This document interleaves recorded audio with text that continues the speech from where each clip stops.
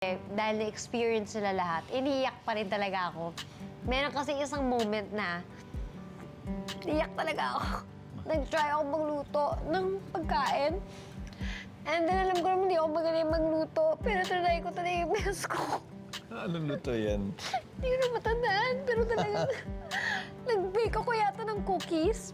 And then parang wala silang reaction. Hurt na hurt talaga ako ng mga times.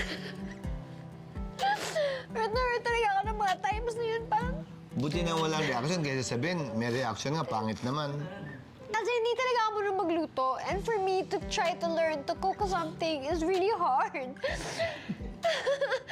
And then nagluto talaga ako, parang dough pa siya. Tapos kailangan, ganun, tigas-tigas. So, anyway, wala silang reaction. Tapos hindi nila titikman yung cookies ko. So, hurt na hurt talaga ako ng mga times. So, sabi ko talaga, hindi talaga nila ako mahal. Ayaw din namin magsinungaling sa'yo. So, ibig sabihin yung sinasabi siguro niya is yung na-experience niya. Hindi porket hindi ko pa na-experience, dapat mag-cheer. Pretend na lang. So, it was those things na ulit-ulit.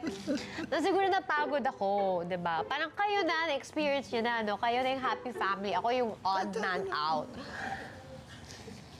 Yun lang, naalala ko lang bigla.